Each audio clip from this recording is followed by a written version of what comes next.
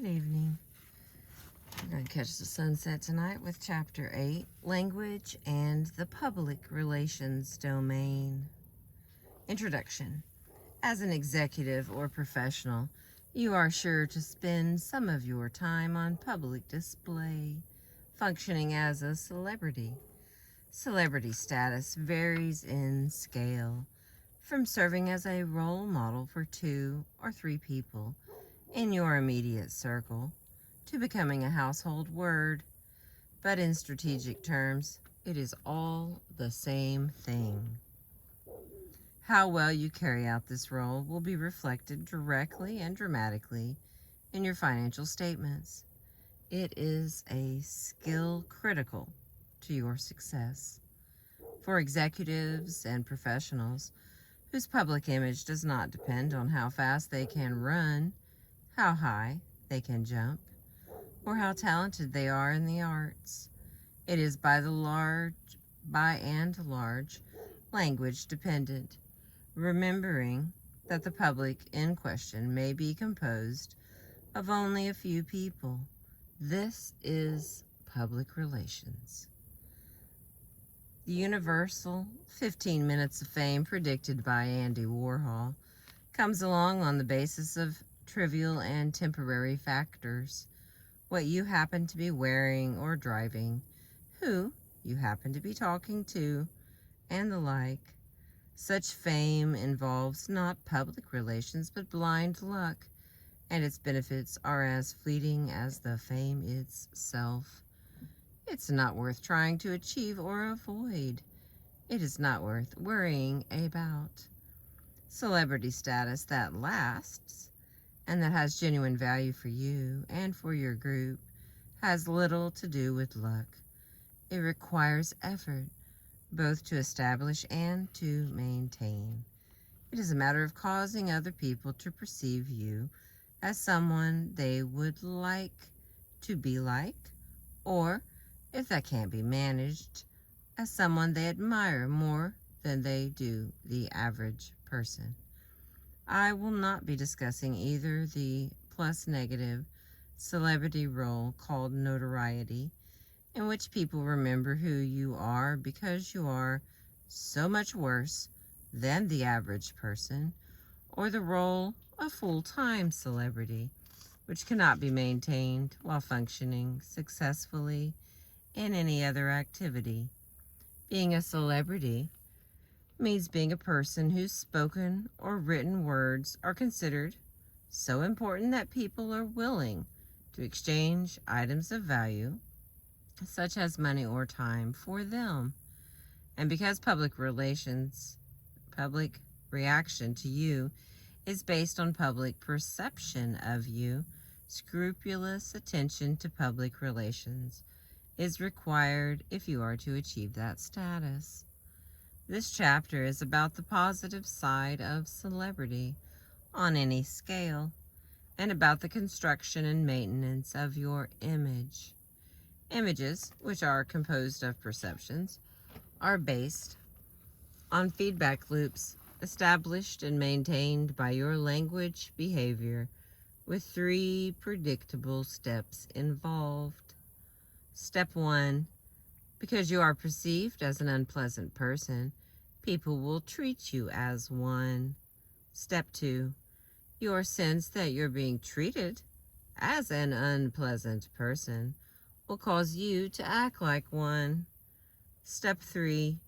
Your behavior will then confirm the perception people had of you in the first place, which brings us around once more to step 1.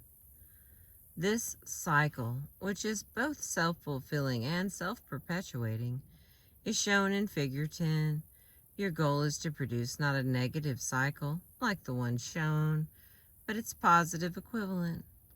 There are 5 celebrity slots that you can reasonably expect to be called upon to fill at one time or another, that you can fill without becoming a full-time celebrity, and that you can deliberately seek out if you desire. They are: you as prominent local citizen, when you are asked to give brief talks for your local schools or civic organizations, when you are expected to write brief items for your local newspaper or regional publication. The next one, you as available expert on subject X, when it is a matter of public knowledge that anyone who wants a brief presentation, spoken or written, about subject X can call on you with confidence. The next one, you as a representative of a firm or group, when you are asked to speak or write not as a private person or member of your community, but as a representative of a particular firm or other group. And the next one, you as media focus, when you are asked to appear on radio or television, when a publication requests an interview from you. And the next one, you as dragon slayer, when you are chosen as spokesperson in the middle of a real mess, an industrial accident, a tampering scare, a scandal of some kind that must be explained to the public or some select portion of the public, when you become the spokesperson, perhaps reluctantly, in an emergency. Here's figure 10. I'll add it in the comments. These 5 categories will overlap. You may have to do your dragon slaying on television. You may give your talk to the local Kiwanis Club on behalf of your corporation. The skill and information required will overlap extensively as well, since no matter who you are talking to or writing for, your performance goals will be much the same. It's therefore most efficient to first discuss those things that all 5 have in common, and then close the chapter with the leftover bits. We'll begin with a scenario. Scenario 11. John Martin smacked the top of the desk with his fist and said a rude word, making Katie jump. "What's wrong, Mr. Martin?" she asked. "Can I help you with something?" "It's this memo," he said. "Have you read it? This thing for marketing development. Have they lost their minds completely?" Katie looked politely blank. "I've read it," she said. "I don't know what their motivations were." "Blast," said Martin. "Of all the dumb ideas, sending Jack Harrington to be on television talk show." "He's a nice man," Katie noted, "and he's a good manager. I don't know anybody who doesn't like Mr. Harrington, if they know him personally." "Katie, that's exactly my point. Sure, Jack's a good man. His resume makes me look like a mail clerk, and people who know him well know how valuable he is. But when he gets out in public and has to make an impression, something weird happens. I don't understand it. I don't know how anybody so capable can come off as such a klutz, but he does." "Poor Mr. Harrington," Katie said. "Right, Katie," John agreed. "You're absolutely right. Unfortunately, now, do you have any information about whose idea it was to put Harrington on that show?" "Somebody told me Paul Nelson picked him," Katie said, carefully avoiding his eyes. John's face changed, and the look of annoyance became a look of grim determination. "In that case," he said, "get me Nelson on the phone, Katie. I don't know what he's up to, but I intend to find out." A conversation like this going on behind your back, with your name in there instead of Jack Harrington's, is everybody's nightmare. If you suspect that when people hear you're going to make a public appearance, they are appalled at the prospect, you can't help feeling devastated. The only thing worse is the knowledge that you did make the appearance and that you were just as bad as they expected. A survey done a few years ago reported that Americans who were asked to list and rank their worst fears put public speaking at the top of the list, ahead of either death or disease. Public writing, that is, writing for public consumption, doesn't evoke a terror quite so deep, but that's only because you can't see the people who read what you write, and they can't see you. You would still be wounded by complaints that it was an ordeal to have to read what you had written. And written flops, like recorded spoken ones, live on, coming back to haunt you at the most unexpected and inconvenient times. These two activities, public speaking and public writing, are referred to in the gentle art system as public language. There are many possible reasons why John Martin would not want Jack Harrington appearing on a talk show where his performance could affect the company's image. Harrington might not be well informed. He might have a tendency to panic or lose his temper. He might be boring. He might be careless about his dress and grooming.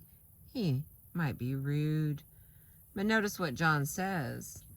Sure, Jack's a good man. His resume makes me look like a mail clerk, and people who know him well know how valuable he is. But when he gets out in public and has to make an impression, something weird happens. I don't understand it.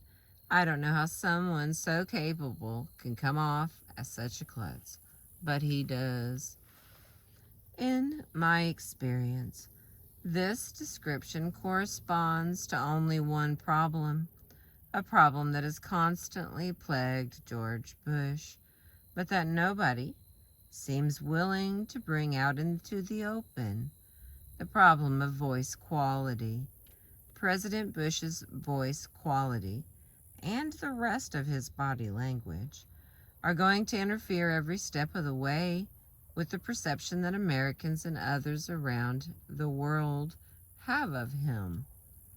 Americans have demonstrated that they are entirely capable of separating the person from the issues and coating the person with perceptual Teflon. If seeing the issues attached to him or her would be uncomfortable. The positive or negative things Bush has already done are not sufficient to determine whether he is perceived as presidential. The quality of his voice is, however illogical that may seem, just as Reagan's wonderful, from the burning bush deep baritone has always been sufficient to make people like him and vote for him. The quality of Michael Dukakis's voice, a deep and rich and unmistakably patriarchal voice, that made it possible for him to break out of the homogenized pack of would-be Democratic candidates in 1988 and compete believably against the otherwise overwhelming advantages the vice presidency afforded to his Republican opponent. That's a long sentence. When we hear the voice of Michael Dukakis, we hear the voice of everybody's mythical father, the one you can always rely on. It's boring, and it wasn't enough to whip the Reagan-Bush candidacy, but it is definitely the voice of a reliable adult male. George Bush, on the other hand, has the voice of a whiny little boy who is overtired. For that reason alone, he has to do everything twice as well as other men do, just to achieve the same goals, a situation that ought to give him tremendous sympathy for American women. The reason women react so negatively to George Bush is that women are 100% of all mothers, and at least 80% of all elementary school teachers. They spend a lot of their time dealing with whiny little boys, and they know exactly what that involves. Women who feel positively towards or about George Bush either know him personally, which allows them to learn his value as a person on the basis of experience, or they enjoy whiny little boys. Nothing that Bush's expensive image makers can do for him. No objects they trim him with or surround him with. No insertion of his person into power boats or farm machinery, cabs or kindergartens is going to correct this situation. He needs a good voice coach on a crash priority basis. This is so overpoweringly obvious that it has sure been pointed out to him many times. He must refuse, for reasons of his own, to follow through on the counsel he is given. Immediately following his election to the presidency in 1988, many Bush watchers and Bush listeners noted that his voice seemed to have dropped markedly in pitch and became richer and fuller. Not like Reagan's, to be sure, but still a tremendous improvement on the pre-election version. However, careful attention to this seeming transformation quickly showed that his voice pitch was providing us with an unambiguous index to his state of mind. When Bush is at ease with what he's saying and otherwise comfortable, the pitch drops. When he is under stress and ill at ease, it rises again. Far from being unique to Bush, this transparency is a common phenomenon in the speech of almost everyone. But it is so exaggerated in the president's speech that it constitutes an impediment to diplomacy and is something he would be well advised to bring under his voluntary control.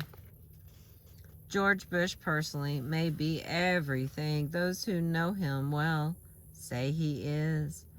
Certainly his record of achievement points that way, but his record is irrelevant to how other people are going to interact with him in the real world, and most of us can never know him well. As Lynn Nofziger puts it in Business Week for August 22 of 1988, page 28, if there's one thing that George Bush cannot be, it's a regular guy. False perceptions have real consequences. Look again at figure 10. It applies here. If people perceive Bush as weak or as ineffectual, they will treat him as if he were, or ineffectual, and that will hold him back and diminish his effectiveness in serious ways. His voice quality is a primary reason for the problem. The first step you take then to make sure that what you say is not heard through a negative perceptual filter that handicaps you in advance is to assess the quality of your voice and do everything you can to bring it to its full potential. I'm going to stop there. Our next part on page 154 will be Perfecting the American Voice of Chapter 8 from Success with the Gentle Art of Verbal Self-Defense. Thank you for listening. I appreciate you.